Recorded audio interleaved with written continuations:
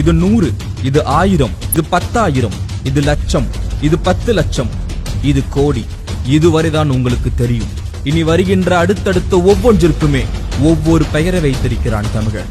இது அற்புதம், இது நிகர்ப்புதம், இது கும்பம், இது கணம், இது கற்பம், இது நிகர்ப்பம், இது பதுமம், இது சங்கம், இது வெள்ளம், இது அந்நியம், இது அர்த்தம், இது பரார்த்தம், இது பூரியம், இது கோடி கோடி முக்கோடி எனப்படும் பிரம்ம கற்பம்.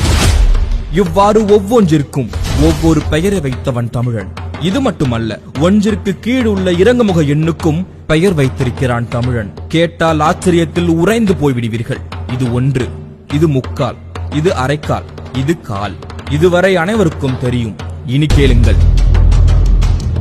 இது 4மா, இது 3 வீசம், இது 3மா, இது அரைக்கால், இது இருமா, இது மாகாணி, இது 1மா, இது 3/4 வீசம், இது முக்காணி, இது அரை வீசம், இது அரைமா, இது கால் வீசம், இது காணி, இது அரைக்காணி முந்திரி, இது அரைக்காணி, இது முந்திரி, இது கீழ் முந்திரி, இது இம்மி, இது மும்மி, இது இன்று நானோ எனப்படும் அணு. அணுவுக்கும் கீழே அளந்துள்ளான் தமிழன். இது குணம், இது பந்தம், இது பாகம், இது விந்தம், இது நாகவிந்தம், இது சிந்தை, இது கதிர்முனை, இது குரல்வளைப்படி, இது வெள்ளம், இது நுண்மணல், இது தேர்த்துகள்.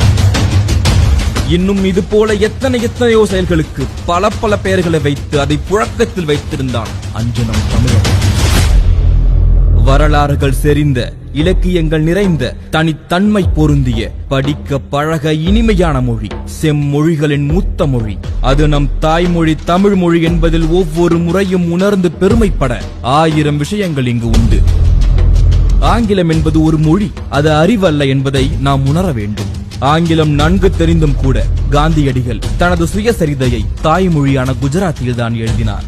3000 ஆண்டுகளுக்கு முன்பு எழுதப்பட்ட தமிழ் நூலான தொல்காப்பியம் என்றும் நம்மிடம் உள்ளது. அதற்கு முன்னும் பல இலக்கண நூல்கள் இருந்துள்ளன என்பதை தொல்காப்பியமே கூறுகிறது.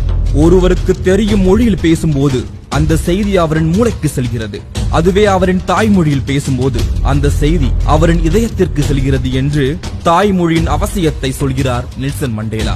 உலகின் மூத்த மொழி நம் தமிழ் மொழி என்று நாம் வெறும் பெருமைக்காக மட்டும் சொல்லவில்லை. அதை பல சான்றுகளோடும் பல ஆவணங்களோடும் ஆணித்தரமாக சொல்கிறோம்.